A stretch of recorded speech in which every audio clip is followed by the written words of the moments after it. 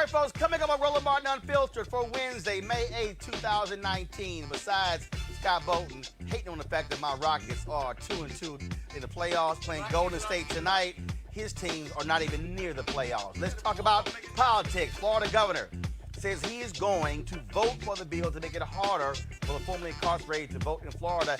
I tried to tell y'all they were going to do this. Republicans were going to do this, and it's happening. We'll break it down. We'll talk with a lawyer for the Florida Rights Restoration Coalition to see what their next move is. Johns Hopkins University students are protesting a private police force commandeered a building today until the cops went in and arrested a number of them. We'll also talk to the author of a book on Donald Trump. His taxes, according to the New York Times, show he's been cheating America, and he is not the best businessman. But we knew he was lying any damn way. Yes, we got another great segment, Trump Lies Matter. And is there a case for impeaching Donald Trump and Bill Barr? Hell to the yeah. We'll break it down with our panel. Wait till you see this woman, how she went after these cops who tried to roll up in her house. All I'm saying is, this is one black woman y'all want to leave alone. It's time to bring the funk on Roland Martin Unfiltered. Let's go. He's got it. Whatever the biz, he's on it. Whatever it is, he's got the scoop, the fact, the find. And when it breaks, he's right on time and it's rolling. Best believe he's knowing.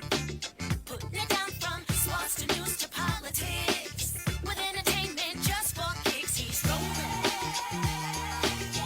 It's on go, roll, y'all. It's Roland Martin, yeah. Rolling with Roland now. He's funk, he's fresh, he's real, the best, you know he's Roland Martin now.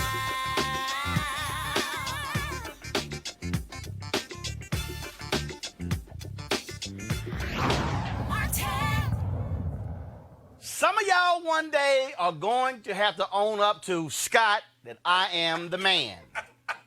That what I tell you is going to happen, and when I tell you is going to happen, you need to say, thank you, he's right. The Lord has given him insight and discernment. Don't put that And on the I'm- Lord. No, Oh, hold really? on, Don't hold put on. that on the Stop. Lord. Hold on, Oh, one no. second, He one about to second. start praying One up in here. second. I know my spiritual gifts.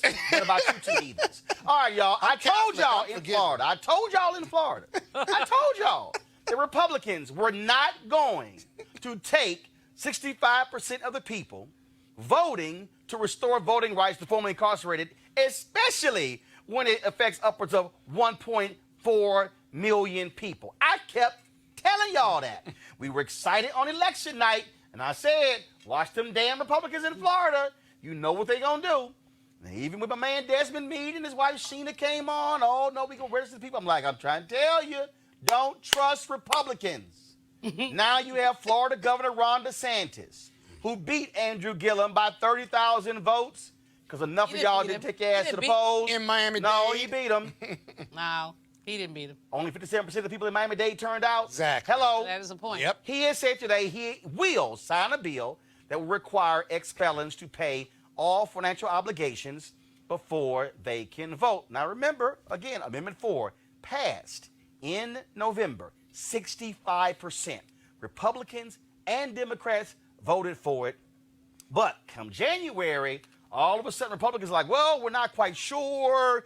All these registrars don't really know what to do when they actually knew what to do. Just register the people. And I kept saying, don't trust them, don't trust them. So then what happened? The legislature, they come into session, and then the House then goes, oh, guess what? In order to say that you paid everything back, they passed a bill saying you must pay all fines and penalties before you get the right to vote. They passed it, then the Senate passed it. Now, after some modifications, the governor says he is indeed going to sign. In a moment, we're going to be talking with the political director for the Florida Rights Restoration Coalition. I want to break this down with my panel. A. Scott Bolton, former chair, National Bar Association Political Action Committee. Dr. Julian Malveaux, economist, president emerita of Bennett College. Michael Brown, former vice chair, DNC Finance Committee. I made this point, Michael and Scott, you are both lawyers. I think you're a lawyer, Scott. Michael, you're a lawyer, right? He's a real lawyer. I'm just a lobbyist. You're a lobbyist, but you got a law degree, right? Yeah. But I can play lawyer. You got a law degree, right? So good. So I'll go to you I got first, a law Michael. practice. You gotta wait. Oh, You gotta God. You messing So, up my business. No, you gotta wait because you talk too much. So, See, so Scott? Michael, Yes. here's what. So I believe that the Florida folks, again, they made a mistake when they went before. So what happened was they had to go through all this stuff to get the language approved. They went before the Supreme Court, and what came up before the Supreme Court was their lawyers essentially said, yeah, it might include having to pay back fines or whatever. Okay, but they immediately glossed over that. No big deal. Supreme Court approves the language. Republicans saw it as their opening, and they came back and they said, wait a minute. The lawyers for the coalition, they've already stated in court before the Supreme Court that it may mean paying back all of your fines. Now, do I believe the voters, their intent with Amendment 4 was that, yes, they immediately get their vote rights restored, Yes. but they left this opening, and that's what Republicans are riding on. This is going to go to court, but the problem is that their lawyers have already spoken on this before the Supreme Court. They may have accidentally given them their opening where this might be constitutional. They may have, and I haven't read the statute, the governing statute related to that in the state of Florida. Politically, it's going to be a problem. Legally, I don't know. Hopefully, that the statute has another loophole on the other side. But did the legislation actually call for paying back the fees and the fines? Did the legislation call for it? No, the legislation did not call for it. Right. So, But the problem is it's again, it goes to intent. It goes to what was argued before the Supreme Court, and all the politicians are hanging their head on. Wait a minute, your own lawyers agreed that it might cover this, Scott. That may be a problem for them. Maybe it's called opening the door, but the real issue isn't whether is the new legislation, because the new legislation allows them for their debt to be forgiven, or it allows them to have the finances. If they owe the money, they can get it converted to community service. The Republicans are going to argue that it's not a poll tax, even though it looks like it and sounds like it, because you can do it through community service, or can be converted or be forgiven by the complaining witness that you allegedly owed the money to. That's the real defense that you've got to address on the Democratic side. I think they will, but if left to be the case, Michael's right, it's a real political problem for the Democrats and all the voters. The second argument is going to be that by allowing this or amending the legislation that has to be specific, that you are disenfranchising the 65% of Florida voters who actually voted for this. Look for those two arguments. I think the Democrats are going to win in the end, because the will of the voters was that these convicted felons who are out now should be allowed to vote. It's the will of the people. But the problem, though, Julian, is that you could tie this thing up into court. Yes. And it could affect the 2020 election. Only, hold on one second. Only if they get a stay. Otherwise, it'll run. I got you, but. But that is the issue indeed. If 1.4 million new voters, they're likely to lean Democrat, but they're not all Democratic voters. And so we need to have Republicans who are convicted felons to step up and say, look, I want my voting rights back too, because this is not necessarily partisan. But if they run this into 2020, obviously it will affect that election. But it may affect it one of two ways. If Democratic voters are sufficiently outraged by this, perhaps we'll get more than 57% turnout in a Broward County. If people look at it and say, or look, Miami-Dade. Yeah. It was Broward that was Miami-Dade that was 57%. Broward was around the same. Yeah, so, basically, if you could get up to a 65 to 70% turnout, no matter what happens, you basically will lean back Democratic. So this was the language. People be angry enough. Let me read the language. The language said this amendment restores the voting rights of Floridians with felony convictions after they complete all terms of their sentence, including parole or probation. The amendment would not apply to those convicted of murder or sexual offenses who will continue to be permanently barred from voting unless the governor and cabinet vote to restore their voting rights on a case-by-case basis. The issue here is after they complete all terms of their sentence, including parole or probation. And fines. Don't But say that it. doesn't say that. It says all terms. And No, if you're that's convicted, that's right. okay. So if you're convicted, Okay, hold on. That's why I read it. I read it. I just want to make it clear. You ain't got to make it clear because I made it clear. Oh, I'm sorry. You got a It's Houston crystal shirt clear. on. It says, after they Scott, complete. you talk too much. Yes, he does. After they complete all terms of their sentence, including parole or probation. Does that say fine? Oh, no, wait a Doesn't minute. have One to. It says second. all. One second. What Republicans are arguing is that okay, fine is a term. all terms is that when you get sentenced and the judge says this is what your sentence is, they are arguing that fines or restitution to the victims all falls under all terms. And when they went to the Florida Supreme Court to ratify the language of this language, that issue came up. And that's why I'm saying the argument was made, and their attorneys have said, yeah, it came up, but we didn't see it as a big deal at the time. But this is what Republicans are latching on. That language, and again, all terms, that's what the fight is going to be about, and that's why they passed this new law. And are they going to lump in child support, parking tickets, which have nothing to do with the sentence? Right. Are they going to lap that in too? That will be their next level of. Not if it's part of their felony conviction. I would think So not. I would think not, but you're right. They will. How it's implemented at the local level and the court level is going to be really important too. So that's pretty strong language, because most courts, Supreme Court and otherwise, will look at the plain language of the statute first and then start their analysis from there. The issue is the will of the people. 65% of Florida voters said they wanted former or convicted felons and returning citizens to have their right to vote. The citizens are being completely, basically zeroed out by the legislature. So but of course, both the Senate and the House, the lower house in Florida, are Republican controlled, and they're running roughshod over people's rights. And this so reminds me, Roland, of the post-Reconstruction era and the ways that basically black folks' voting rights were eviscerated.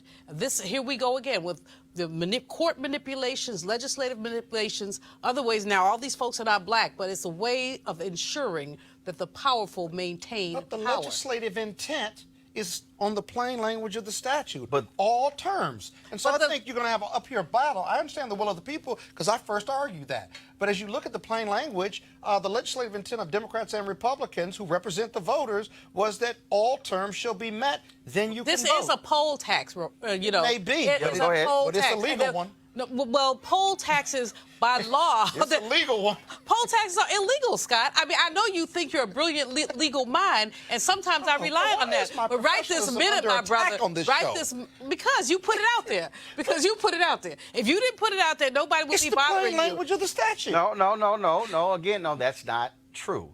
You keep saying it's the plain language, but it's not plain. You just read it. No. Let me reiterate again. I need you to hear. I need you to listen. He can't listen. He's He can't listen because he's talking. What happened here was Houston shirt is the folks who are behind this amendment, they thought it was plain. What I kept saying is, don't trust Republicans. What we have seen by Republican legislatures in Utah when it came to Medicaid expansion, we've seen by Republican legislatures in Maine, in Wyoming, in Michigan, in North Dakota, all across the country, they literally are blowing off initiatives voted on by the people. They were in search of all of these loopholes. And that's what they found. And so that's where we sort of now stand. And so the problem now comes to, what is all terms? Does it boil down to you're out, and even if like one woman, and it was a white woman who owed like $57,000, and she said, well, this is grossly unfair that I can't vote until I pay back the $57,000. Republicans are saying, oh, no, you got to pay everything back. But the voters were thinking, no, once you are out, and if you haven't committed murder, you haven't raped anybody. In fact, again, how Republicans operate. I'm going to read a story here. This is from the Washington Post. An earlier version of the bill, again, this is how, and I keep telling people, y'all need to understand, Republicans don't believe in playing fair. No, they don't. believe in power and winning. Yep. Okay. And here we go to my iPad. One early GOP proposal prompted an uproar by broadly defining sexual offenses to include, in addition to violent crimes, video voyeurism, lewd exhibition, prostitution, and locating an adult entertainment store within 2,500 feet of a school. That wasn't included, but I need people to understand this is what they do. They saw the opening and were like, okay, let's try to limit as many people as possible because they don't want that 1.4 million to register, because that immediately changes Florida electoral politics. And Mike, they understand Donald Trump won Florida last time. This, if they allow it to register, could flip that entire state. And the supermajority they have in the legislature could be in danger if those folks are voting in local districts. I happened to be on the show that night. I forget the gentleman who was one of the organizers. Desmond Meade, yes. who organized it all. And we told them that they had too many black faces as the front for this effort. And it's not just black people in Florida that are felons. You needed to diversify who the message was, because you got a lot of white families out there that want their children to be able to vote. Well, not just and they had white folks. They had white folks who out there as well. They did. At least half of the felons are not black. At least half of them are not black. You know, when you look at incarceration, et cetera, when you look at parole, probation, et cetera, and I would say that 60% of them are white people. But here is, again, though, how media matters. So, for instance, you look at the First Step Act, okay? Trump has portrayed that as that's going to help the black community. And the people who support the First Step Act have been going along with it. I've been going, hey, it's some white folks who qualify under the First Step Act. Come on. So the problem is, when you, to Michael's point, and he's correct, when we have these discussions about criminal justice reform, I understand why we, as African Americans, look at this totally different, because we understand it disproportionately affects us. But the problem is, when you have initiatives like this here, how white folks view it, all of a sudden it becomes, oh, that's that black law. And you're absolutely right. That's why it was important when I had a video of a white woman who said, hey, I owe $57,000. This affects me. That's going to be one of those keys going forward in terms of who is out there communicating on this. And so it's going to be, I just need our people to understand, they are not going to play fair. They're not. Right. They're not going to play fair. Republicans are hell-bent. Y'all need the never Trumpers. It's a small number. You look at folks like Eric Erickson from Georgia, who did not support Donald Trump in the last election, who's already said he will vote for him again. Why? Because he's supporting the policies that they also want. You look at what they just confirmed another judge lifetime appointment. They have no intentions on playing fair. We better be fully prepared for an absolute assault on voting and voter suppression by Republicans nationwide. We need to look back again at the post-Reconstruction era and look at the ways, the chicanery, the ways of white supremacy were elevated. Just yesterday, Roland, that man who lives in a house that enslaved people built, proposed a new set of regs around what poverty meant. And so they want to narrow the definition of poverty. A poverty line for a family of four is $25,900, right, something like that. But they want to basically narrow that so that fewer people will qualify for public assistance. Mm-hmm. He has made several comments about the fact that so-called able-bodied people are receiving assistance. So if he gets reelected, this man is going to have a romp. A romp. Oh, no. Steve Bannon has already said, you have not seen an unhinged Donald Trump. He said if he gets a second term, he is going hard. And but I just need our folks to understand that we can't get caught up in this game of not understanding voter suppression. That they are going to try everything, Scott. Yeah. Everything. Yeah, but going back to the Florida voting piece, the roots of why you can't vote in this country if you've got a convicted felon date back to the Jim Crow days. And several states still have it, but there is no causal connection whatsoever between your voting and whether you've served a prison term. They don't care. One factual connection. But it was originally put forth in the southern states to block people of color and new slaves. No. It was not put in place to block people of color. What was it put in place for? To block black people. Yes. Thank you, I'm Roland. sorry. No. There are No, times that we finish my use people point? of color Fine. too broadly. But if it stopped it black was people and I said specifically to slaves. stop black people. Oh, my No, goodness. no, Scott- All right, Professor. Scott, forgive it's an me. important- I take your You're friendly amendment. Hold on, forgiven. hold on. I'll But take your Scott, it's friendly an amendment. important point. It is an important point. And my point is sustained. Somebody sent him to law school. Sustained. I'm out of here. Juliana. Here's the point. We keep saying people of color to dilute the attacks on black people. Black. Black. Say it again. But when you say people, no, they were no problem with that. Yes, I there said is a problem. slaves to block slaves from voting. Enslaved people. Thank you. Forgive me for using the term. Okay, go ahead and finish color. your point, please. My point is this, right? He don't have no There's point. no causal connection, no political or legal connection between whether you should be able to vote because you've been a convicted No, felon. there is a political connection. You're black. Yeah, exactly, which is not sustainable under the Constitution. It's been sustainable. So every state ought to take a look at this. Florida took a look Scott, at. how did we get Plessy? How did we get Plessy? Exactly. That was upheld. I am arguing in your favor. I am saying. No, you're not arguing in my favor. I am. What I'm saying is that no state should have a law that blocks felons from voting. But here's the deal. That's nice in a very hypothetical world. But the reality is, after this passed, is the Roberts but Court. here's the deal. After this passed, the Republican governor of Iowa, she came out and she said,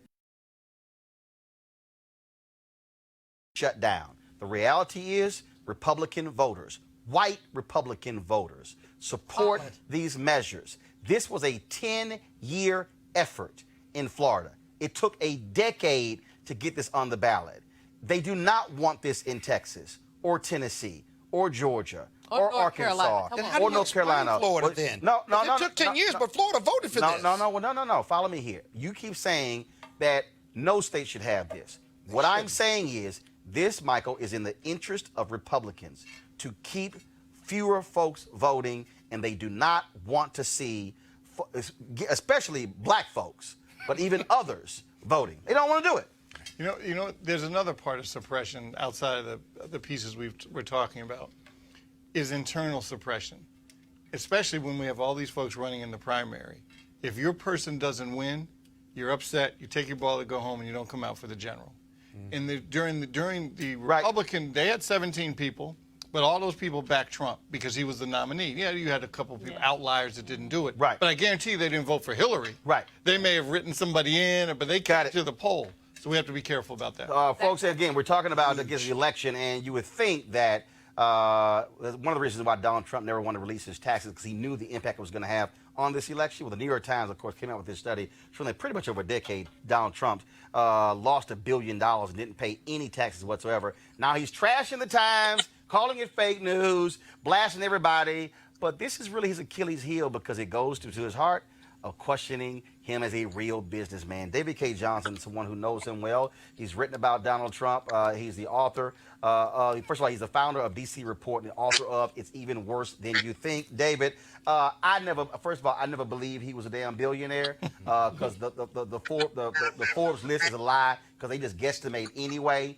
But the fact of the matter is, Donald Trump, he knows that it's a lie that he's a great businessman. New York media played a role in this. Networks like CNN and MSNBC and Fox News kept putting him on. They kept promoting that lie. And all these people who voted for him, they actually thought, put a great businessman into the White House who can save America. Yeah, you're exactly right about that, Roland. The news coverage of Trump by almost everyone was gullible and naive, and it's an example of the old problem of don't let the facts get in the way of a good story. And those of us like Wayne, the late Wayne Barrett, myself, Tim O'Brien, who were documenting that it wasn't true, we were met with, attitudes by even editors when I was at the New York Times of, well, it's not that important. It doesn't matter, and they didn't see what you're seeing now, which is that you have a man in the White House who's a career criminal. And the discussion you've just been having, a man who is, as racist as can be, even as he goes around proclaiming he's not, and his followers are to a large extent people who want to parody Trump's line, "Make America white again." Voter suppression to them, perfectly okay. And David, the thing is here, and the reason that it just stabs him in the heart, because he's crafted this whole narrative. I'm the smartest, I'm the best, I remember everything, I know all these things. And the reason he does not want people to see his taxes, because they will actually see how he has manipulated and lied. Look, what is it? His golf course in New Jersey, they've got a pen of goats so he can qualify for a farming exemption. That's right. That's right. And today something very important just happened.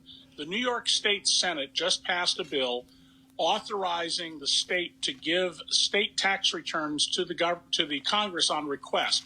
Your state and federal tax returns in New York are essentially identical.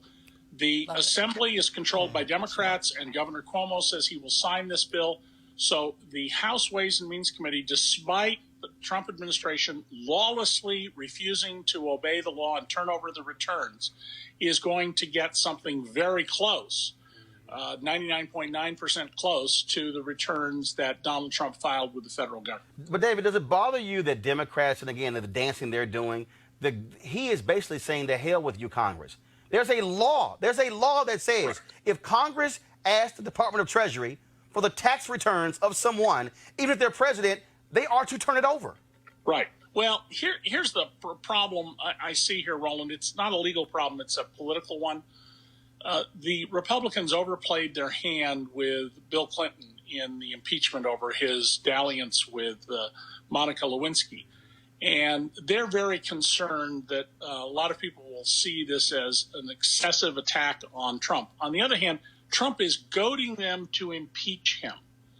And I think they're going to have to do it, but they need to hold public hearings, just like we had during Watergate, so that people hear the testimony and see the evidence. And I'll tell you one of the Build the case, make the case. That's right. One of the first people who should be called to testify is the IRS Commissioner, Charles Rettig, who is a California lawyer who helps rich people who get caught playing games or even outright cheating in the tax system.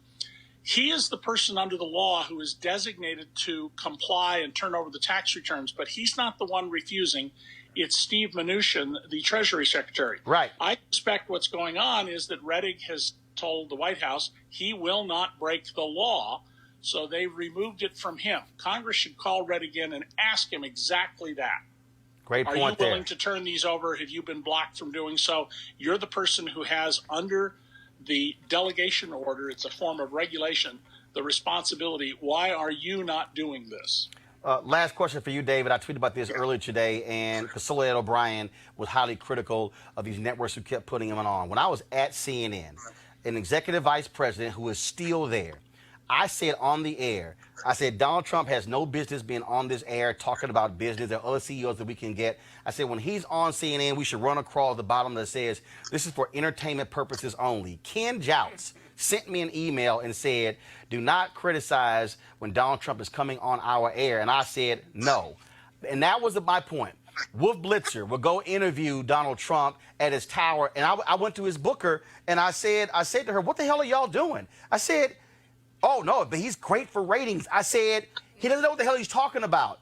National media fell for this, and they created this monster that he is basically the best businessman in America. And not a single one of these networks and executives has said, we apologize for not listening to folks like you and Wayne and others where the truth was there. They fell for the okie doke, and they should be ashamed of themselves. Well, and especially culpable here is my former newspaper, the New York Times. As soon as Donald announced in 2015, I said to myself, oh, my God, he just might pull this off. I dropped what I was doing, which was finishing a book proposing a whole new federal tax system, and went to work on this. And there's an article in the Columbia Journalism Review either today or yesterday pointing out that I was virtually alone out there saying, you need to be asking as journalists the following questions. There were 21 questions I pressed. Nobody did. And the New York Times in particular bears a burden here because every important news person in the country, the first thing they do in the morning is they read the New York Times. And the Times failed to investigate Trump because the attitude among those editors whom I know was everybody knows he's a crook and a charlatan. Well, no, people don't know that outside of Manhattan. Right. There you go. Well, David K. Johnson, you've been doing a great job. Again, folks, DC Report, author of It's Even Worse Than You Think. We appreciate it, David. Thanks a lot. Thank you, Roland. Go to our panel here. Again, he's a fraud. Donald Trump is a fraud. He is not an excellent businessman. The New York Times report shows that he was lying when he would go out there and say, oh, I'm going to go buy this company, and the stock would go up. Then all of a sudden, he would then cash out by causing it to go up. He didn't have the money. Banks in this country wouldn't lend him the money. Right. Now, Deutsche Bank was really the only bank that was out there willing to give him the money. And all these white folks out there running around, oh, yeah, time for us to have a businessman who is the president. First of all, let me remind y'all, George W. Bush was the first president with an MBA. How did that go? I thought so. It plunged us into a deep recession that was damn near close to a depression. And that's what President Barack Obama inherited when he took over, when he actually pulled us out of that funk and handed Donald Trump a pristine working economy, which he swears that he actually built and created, which he calls the greatest any president has ever done, ever, because he's the smartest. And Julian, this is, again, it was the narrative. Yeah. And the media helped create the narrative that he was this unbelievable smart guy. You know, investigative reporters dropped the ball completely. There were every indication when he was running. I said, when he said he would not release his tax returns the first time because he was under audit. Under audit, you can still release the return. I mean, you filed the return, you can release it. There may be a problem with it, but you can release it. At that point, I said, this dude don't have no money. Excuse my ebonics. But I said, this dude doesn't have the money that people think he has. He has leverage. I mean, all these things with Trump on them, he doesn't own them. He's licensed his name. Right. So basically, he's 2 steps up from a hoe.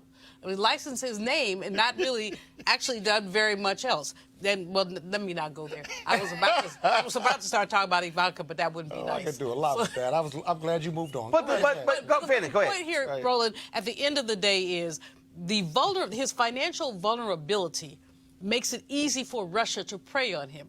That Deutsche Bank was the only bank that would lend him money, and that they pulled a plug on him at a point in time suggests that he was still borrowing money. Who was he borrowing it from, and under what terms, and what did he have to give up? And I would love to have been a fly on that wall with that conversation with Putin last week, because you know, you don't know. But Scott and Michael, this is just the reality of what we are looking at here. If Americans got to see the tax returns, this is what they likely will see. They will see how he has manipulated this system, how he has claimed for multiple exemptions. We know for a fact that he suffered no damage to Mar-a-Lago when they had a hurricane in Florida, yet he applied for hurricane relief and got it. We know, I told you about the goats on the golf course in New Jersey. Literally, it's like 7 or 8 goats. That's in a pen on his golf course. Keep the grass down. No, they don't leave the pen. Oh. And he qualified, yes, for a farming tax exemption. What they will see is how many different exemptions he has grabbed and latched onto. But to read this New York Times report to say that his number was so high that literally almost in the country lost that much money, you know he's lying. Right. If that. But your prior guest, and I guess where we are right now, think of this, right?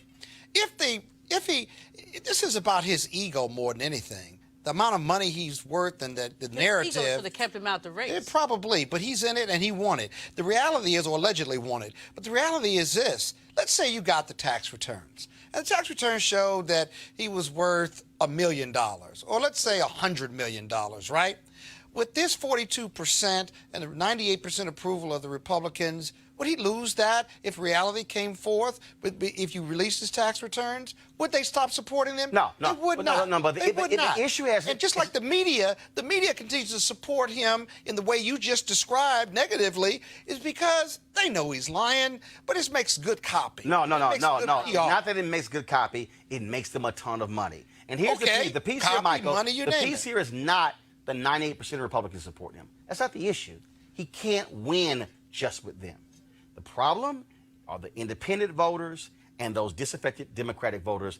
That's how. And if if the truth is revealed that he's a liar and a fraud and is not a billionaire, then you just took away the most important thing as to why people thought, oh, why we should put him in there. Michael, your thoughts. Not really. 1 second, Michael. Not really. And I find it interesting that his supposed brand is luxury. But when this is all over, I don't know how the people that support him will be able to afford his luxury items, because there are certain demographic groups. They that can't support walk him. through the But Trump Hotel in D.C. absolutely right not. now. So that's why people are taking names Yeah, off of their $32 hotels, hamburger. and Sure. I don't know where he's going to get the income when they're done. And plus, as Julianne said, and I know Scott mentioned it, how he tallies his number is if his name is on a building, he puts the worth of the building on his bottom line, like that's his building. like Right, even though And- it was a licensing deal. Correct, and he does the And math. again, Correct. but and we already have the evidence where he has manipulated the numbers, where for the purpose of getting a loan, he said, oh, my golf course in Scotland is worth and generates this. But then it was time for him to be taxed. Oh no, the golf course is worth $5. Right. And so right there, we already got the evidence where the guy's going to lie about it, and he is going to go to the mat, and he is going to take this tax deal all the way to the Supreme Court. And there was a segment today. Here's Supreme Court. But here's the deal. There was a segment today that was on Fox Outnumbered, which was beyond laughable. I really thought it was a Comedy Central segment, where they had that idiot Mike Huckabee, with the lying daughter, Sarah Huckabee Sanders, and don't- all of them on the show saying how disastrous it would be if I love the story was no, it really was funny because they literally said it would be disastrous if he releases his taxes. Because people will be looking all over and they would be looking at this LLC and chasing things. All these folks on Fox were arguing why he shouldn't do it.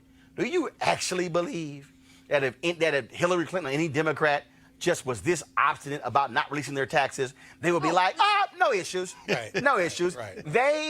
That's why I keep saying, Fox News, Republican Party, all of them. This is about power. Most of them, they hate his guts. They know he lying. Right. Y'all know But that. know they're he's a fraud. benefiting. But Roland, That's the point. benefiting. I mean, when democracy dies, who benefits in a predatory capitalist system? The predatory capitalists. So even though these people wouldn't have dinner with him, can't stand him, Crude. they basically see their profits rising. You see the stock market rising until he started fooling with Chinese terrorists. That's another story. But you see people benefiting, and so people are benefiting, and they'll just ignore all his ignorance, his crudeness, his lies, his perfidy. They ignore all of that because they know that they're making money. So let's talk about lies. Today, the House Judiciary Committee approved holding Attorney General William Barr in contempt. Now, of course, he has refused to testify before them as a disastrous testimony before the Senate committee because he didn't like the fact that Chairman Jerry Nadler says you would be questioned by staff attorneys. Barr believes that is beneath him, so therefore he should not have to answer their questions. Now, Donald Trump, actually, I love this one here. So he's claiming executive privilege over the entire Mueller report. Didn't that report get released? So exactly how do you claim executive privilege over something that's already been released? Okay, these people are so the House committee they have actually voted along party lines against Bill Barr, and now of course is going to go to the full House for a vote. To our question, and again, it's to hold Barr in contempt. Now, remember, Republicans love sitting here talking about Eric Holder and when they held him in contempt, and he was the first Attorney General being held in contempt. Looks like we might have our second, and they're just beside themselves. Now, they loved it when Eric Holder was held in contempt, but now they're just beside themselves on the issue. But it does raise the issue that David K. Johnston talked about, and that is the issue of impeachment. You got Speaker Nancy Pelosi, who has been dancing around this issue. She's like, hey, you know what? We don't want to impeach that. She's calling this thing self-impeachment. I don't know what the hell that means, and all this sort of stuff along those lines. So I'll ask the three of you. Is it a dangerous path for Democrats to proceed to have impeachment hearings for Barr and or Trump, or are they being too scared and too timid and saying, well, let's just have the election And so we'll do enough, but we won't go all the way. Yeah, the impeachment process is not a partisan or political process. The Democrats are treating it that way. They're looking at the 52%. So what is it? It is an enforcement process to take the desire of the will of the people who put the president or who put Barr in office and to remove them as part of the process. No, that's not what it is. That's exactly what it is. First of all, impeachment the impeachment process would remove, indict him, and then remove him. First, the impeachment is in the Constitution. Exactly. Two, it's the law. No, the body that impeaches him is the House. The body that convicts or acquits the Senate. That's a political process. Second of all, high crimes and misdemeanors are not defined as criminal acts. Congress can define them any way they choose. That's a political process. Inherent in misdemeanors and high crimes are that you've committed high crimes and misdemeanors. But it's not defined. The point is, it is a political process, not a legal. Here's the deal. The decision to impeach is being treated by the Democrats, whether to impeach or not, as some type of political doctrine or process. And what I'm saying to you, if you would let me finish, it may be a political in nature, but the decision to impeach or not is they're testing the political winds. And what I'm saying is that it's not a political decision per se that you test the political winds. If there are high crimes and misdemeanors, if he has violated a subpoena, if they have not shown up, then they do define what should be impeachable or not. And the decision to impeach and to begin the process, despite what the Senate won't do, and that is they won't convict him, as part of the Constitution and for the betterment of America, they've got to go through this process. And again, for the people who don't understand any of this, again, you have House and the Senate with two different roles, Mike. House impeaches. The actual trial is in terms of whether they're found guilty or not in the Senate. But here's the difference. And each vote, by the way. Each vote. But here's the difference that people have to also understand. When you talk about testing the political wind, they did during Watergate. You have never seen, first of all, the American public has never said, yeah, impeach. No one, impeachment in the Constitution, it is the upper echelon, the absolute last resort. Right. Watergate, you look at the polling done, it wasn't 50, 70% people say impeach Richard Nixon. No, it was in low 20s and 30s until there were hearings. And when there were hearings, and they begin to hear testimony, and there begin to be witnesses, and in every action, all of a sudden, Michael, you saw numbers go up. And then all of a sudden, it reached a point where Howard Baker and the Republicans walked to 1600 Pennsylvania and said, it's time for you to go. Because after these hearings, dude, we can't vote for you. And that's why Nixon resigned, because he knew there was going to be a vote he was going to lose. And so, what Democrats, they're scared, Michael, because they're going, oh, well, this happened with Bill Clinton. His poll numbers went up. That was sex. This is absolute contempt, lying, pressuring. This is a thug in the White House. And one of the differences is that during the Nixon hearings, folks showed up. What is the remedy the way Trump has designed it? To not let anybody show up. Boom. So and as being a party loyalist, I get that Speaker says, well, it's dangerous and we don't want his base to be riled up. His base is already going to be already. Yeah. That to me is not. They've been riled up. And you can't also say, oh, well, the Senate's not going to remove him, so why do it? That's also not the answer. For instance, did the Senate remove Bill Clinton? Nope. No. So the problem, and guess what, Nancy Pelosi? Your job is not what the Senate does, Julian. Your job is you are the Speaker of the House. Right. Your job is to do your job. She can make the same argument that any bill that we pass in the House, Mitch McConnell is never going to bring up, so why in the hell waste any time even bringing the bill up? So guess what? I'm just going to sit here as Speaker of the House and go, hey, Mitch, let me know what you agree with, then I'll go ahead and move the bill. Otherwise, we're wasting time. Her argument is weak. But before you answer, I'm sorry. That's what I think her definition of self-impeachment is.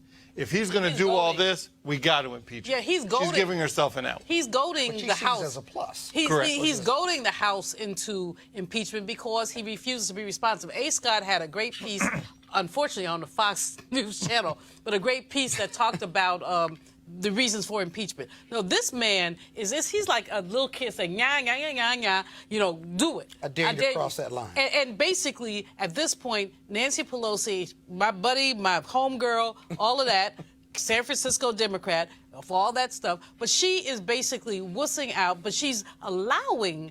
As she said, self-impeachment is you keep disrespecting Congress, and we have no choice but to impeach your hind parts. And basically, at this point, he almost has given them no choice. The inappropriate invocation of executive privilege at this time is absolutely wrong. His exhortation I'm not sure he has the privilege to do that. No, let me just go ahead. McGrath, that he does not want McGrath to testify, that he's attempting to... McGahn. I'm sorry. He doesn't want McGahn, doesn't want Mueller, doesn't want... Look, but we got to go ahead and cut to the chase because look, I've never self-identified, unlike y'all three, as being with any party.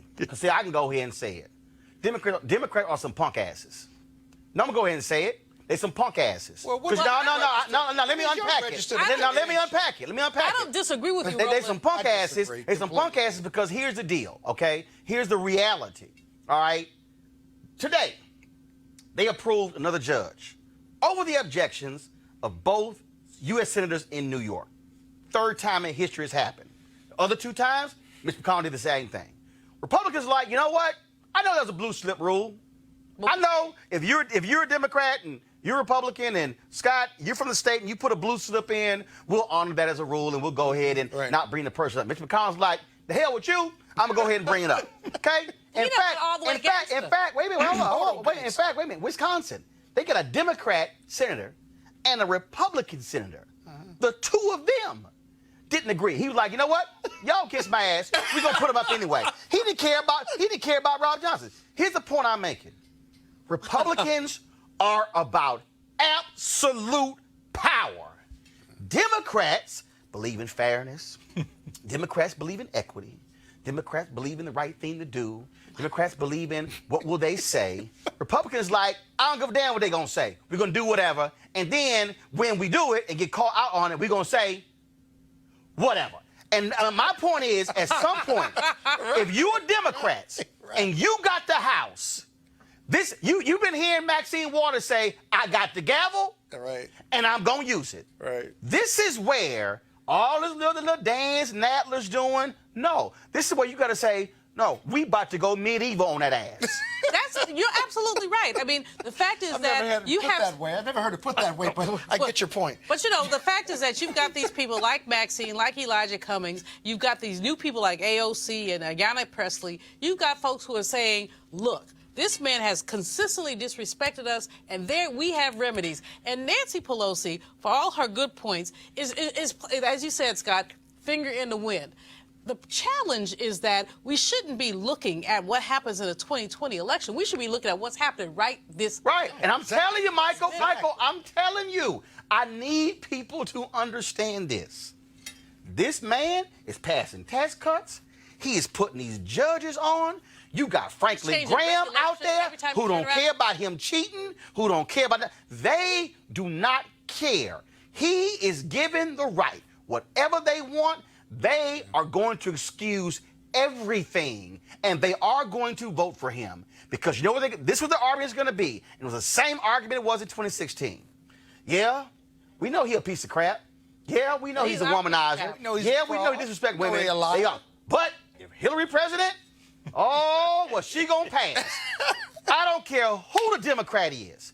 It can be Biden, Harris, Warren, Buttigieg. It can be O'Rourke, Castro. It can be Klobuchar. It can be Gabbard. It can be the other 29 people who are running. It can be any of them. Republicans are gonna say, hey, Donald Trump, we can't stand. Is better than any Democrat we kind of like. Because of predatory capitalism. Because of predatory capitalism. Well, not just that, but also race. Predatory capitalism. We're not socialists. They are socialists. It's an attempt to extract that last dollar from a working person. The fact that these regulations, Scott, I know that you are a petty capitalist. I realize that, and that's a good thing. Hold up. No. Let me say this here. I'm going to quote John Hope Franklin. Damn it, you got to be a capitalist to be a damn good socialist.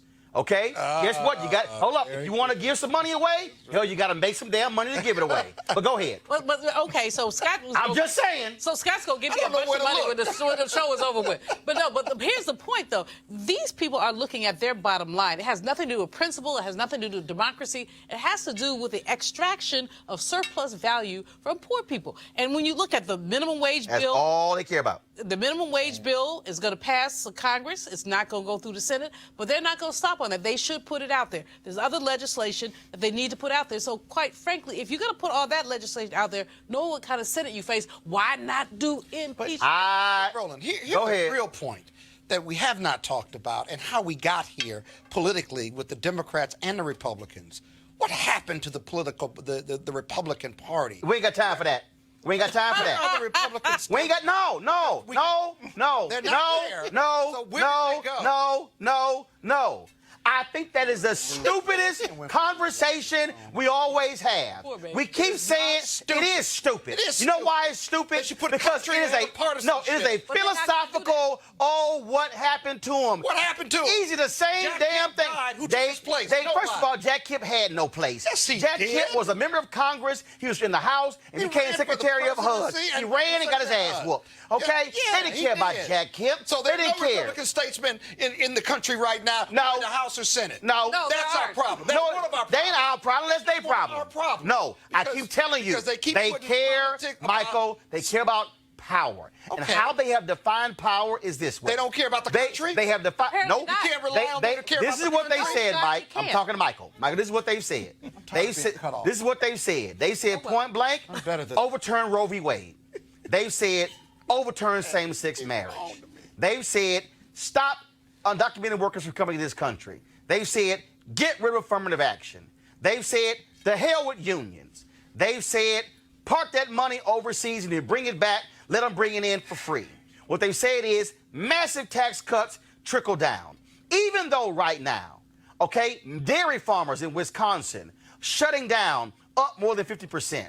Farmers in Iowa getting screwed. In fact, a group of scientists in the U.S. Department of Agriculture have quit because the Trump administration has blocked them out because they dared to release a report that showed that his tax cuts have had a negative impact on farmers. And so they basically blocked them out and they quit. What the Republican Party is all about, they've been lying to these broke white folks all these years. And also why we here. Washington Post had a story today about should Democrats compete for rural voters. The whole story is about Iowa. Damn it, put white in there, because you ain't talking about black people. Iowa's 90% white. You ain't talking about none of us or Latinos. The reality is this here, okay? The Republican Party don't give a damn about none of those people. And at some point, those dumb folks gonna wake up and realize we keep getting screwed by the same At what people. point, Roland? At what point? Is No, it 2020? Is it going to be 20? No. We Hopefully could they wake survive up. another 4 But the deal years. is you can't waste your time hoping they wake up. What you got to do is you got to turn out more of your people to beat them. I have, and you know, Tom Perez is a good friend of ours, and I know we all know him and like him, but I got to go back to 1988 when my father was chairman, and he watched how Lee Atwater and Roger Ailes ran the Republican Party. He said, we're not going to bring a knife to a gunfight this time. We're going to bring a gun to a gunfight. And that's what they did. I'm going to bring a bazooka. And he said, look, and that's where Chairman Perez's challenge is going to be. Yes, I get, and that's what you were talking about, Roland, the fairness thing, and that's what we're about, fairness. Sooner or later, he's going to have to stop this primary process. Of course, not anytime soon. We have primaries to run, some caucuses. But what my father did is let people step up, and then he said, you know what? Bill Clinton's the guy. Everybody else, I'm turning the faucet off. So you can either get out and be part of the team, or you're just going to get trampled. And people made some tough, and that was back in Gephardt days and Rockefeller. These were some strong people. Right. And you have to sometimes make a tough decision what's best for the party and best for the country. And that's what hopefully Tom. So hold on. Wait. So wait. I'm going to end this Exactly. segment on this. And so when we did the Erica Alexander, more to say, no. We got more to say. Get over it. When we had the Erica Alexander interview, I want y'all to listen to the last line of what Erica Alexander had to say. And to me, that's what Democrats should be, their state of mind today. So this was the promo that we ran promoting our interview with Erica Alexander. Here we go to my iPad. Are they going to run it for you? In order to get anything done in this world, we have to work with the system that's there. And you have to have the courage of your convictions. You may despise me, you may not understand my choice, but at least you can respect that I stood in it. If you're outside the mainstream, no one can push you aside any further. Life makes you jaded, and it hurts you, and it's painful. And we've had a lot of pain in this country. Trump can show up and say anything, and they can just go, oh, yeah. The African-American community was great to us. They didn't vote. You know, he just called you stupid. Did you hear that? But he's for us. Really? And they were just regurgitating the things that they had heard on a radio or in the barbershop or something somebody had told them. They hadn't thought about it. Democracy is in danger because people don't know how to think. I'm done with trying to convince people to try to vote for their, for their life. You have to run for your life. I'm going to go try to get people who are open to it and lead them. I'm done with hope. Fuck hope. Fight. That's it. Y'all hear that? Did y'all hear that last line? That should be on a T-shirt. Fuck hope, fight. That's what she said. I didn't understand.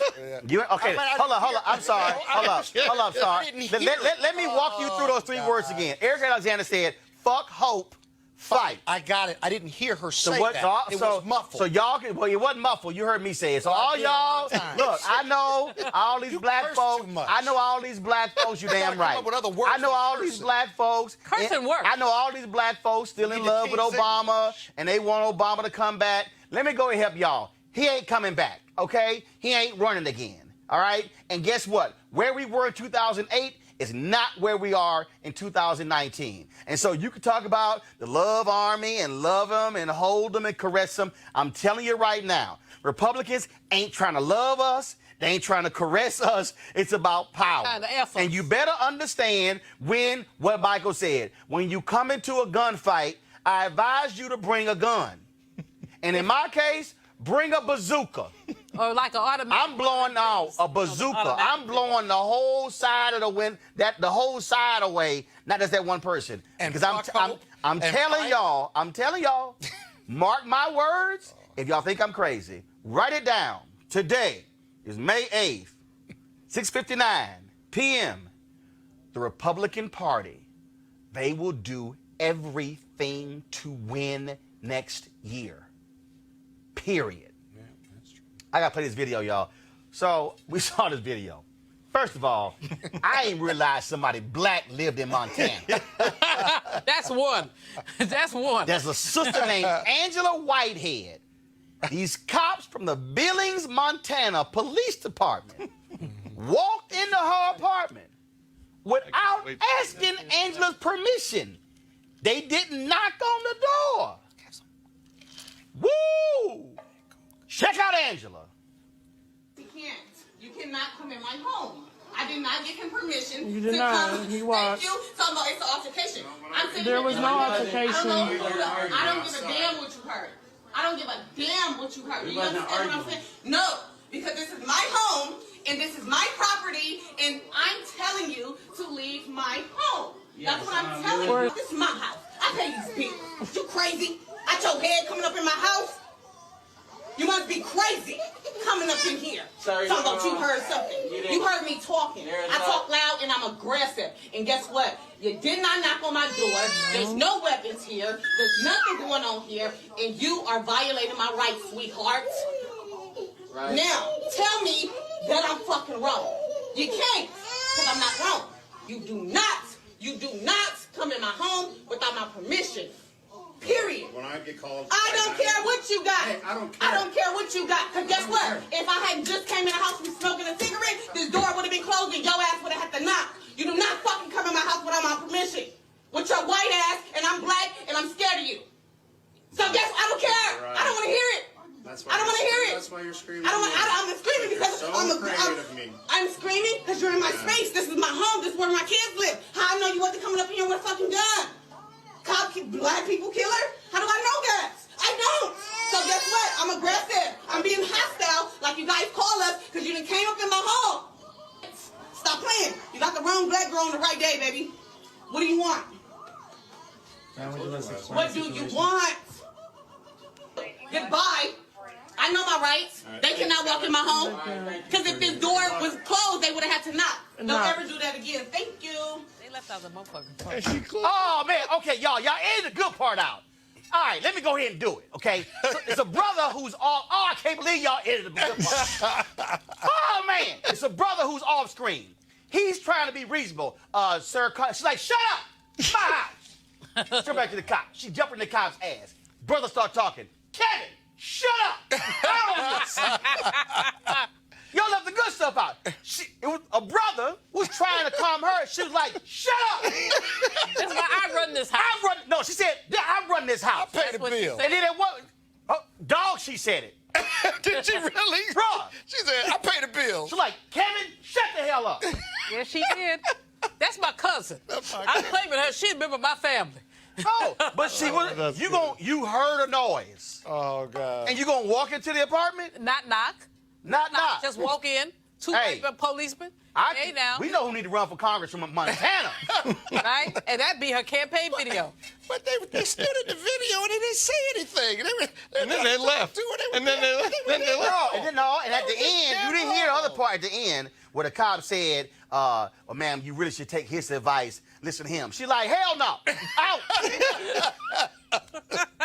But I'm with her. We need to replicate that. But she was right, actually. That's why they just stood there, because they were trying to figure out a way to gracefully to de-escalate and just walk out. Eventually, they just backed out.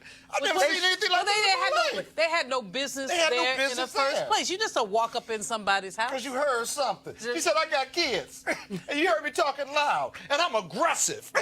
I love her. I want to clone her. I want to replicate her. I'm telling y'all. That's my spirit animal. Well, did you tweet that out, that video out? Oh, hell yes, I tweeted the video out. That's why I saw it. I need to retweet that. Dog, I'm telling you. I'm telling you. And what I love about it when she was like, shut up. Yeah. She told her brother and he was trying to like, Mr. Officer, everything, it's, officer. Yeah, he was playing Mr. Bojangles, and she wasn't having it. Nope, she wasn't having it. She said, I'm in my house. I'm scared. I got kids. You got a gun. I'm black. You white. No, and you know what? And the reason I wanted that on because I'm serious. Black people have gotten fed up. And here's the other piece. And we talk about these shootings and stuff. Black folks are tired in this damn country of having to be on our P's and Q's, change our tone, and wear a damn suit when we drive in, okay? Because we have to sit here and deal with some bullshit, okay, from folks every single day. And I'm sorry. I'm calling like it is. We're tired of it. We're tired of having to change everything about us to accommodate folks who are largely white who can't deal with the reality, okay? There's a video of a white woman. Cops pull her son over. White woman comes to the scene, cusses the cops out. I'm talking about up and down. This is the cop the whole time. Ma'am, I understand. Ma'am, you can't show me a black mama who would come to the scene. The cops would say, you interfering with law enforcement. She might have been shot. I'm just saying that, so Angela had enough. Angela probably saw her Bland video, and she probably saw everything else, and then she also knew, you're in my house. You crossed that threshold, no warrant, no knock. And that's why they had to back out. Because they couldn't do resisting arrest. They couldn't say disorderly conduct because she was actually in her house. She said the door is only open because I was out there smoking my cigarette. Otherwise, the door would have been closed. And you would have had to knock. And you would have had to knock. All I'm saying is... And there were some big cops, too, man. They were like 6'2", 6'3". And they had missed the meal. You know? Oh, hold on. Wait. Hold on. I think I found it. I think I found it. Go to my iPad. What I'm saying, and I don't give a fuck about what you talk about. Shut the fuck up. Now. You shut up. I don't care what he's talking about. This is my house. I pay these bills. You crazy? Yeah, I told you one more time. I told y'all they cut the good stuff out. I told y'all. Kevin was talking. Hey, shut. My advice to Kevin. Zip it. She aggressive. Zip it. You know? Jackie She told me Clark, F up. Jackie Clark, your job is to get Angela on the show tomorrow. She was on Joe Madison's show this morning. Your job is get her on the show tomorrow. We got to give Angela an Image Award. Oh, yeah. We got to give Angela an Image Award. All right, y'all, we got to go. I knew y'all would go. Normally we play some crazy-ass white person who lost their mind. But Angela right there. Angela, Those are crazy-ass white people. Angela got to get an invite to the Image Awards next year or something. Oh, yeah. Right. Take her to the White House Correspondents' Dinner. Yes. Damn, that'll be good. All right, y'all. If you want to support Roland Martin Unfiltered, the blackest show out here, please go to RolandMartinUnfiltered.com. Join our Bring the Funk fan club. We'd love for you your support. Again, whether you want to pay via Cash App, PayPal, Square, you name it, please support us because, again, this is what we do. We have a great show for you tomorrow. And trust me, that black woman's going to be on this show. It might be tomorrow. It might be on Friday. It might be on Monday. But we're going to have her on the show because Sister was giving them the business. Yes, she was. The true sister. She was the truth. Angela Whitehead, power to the people. Power! That's my cousin. That's my cousin.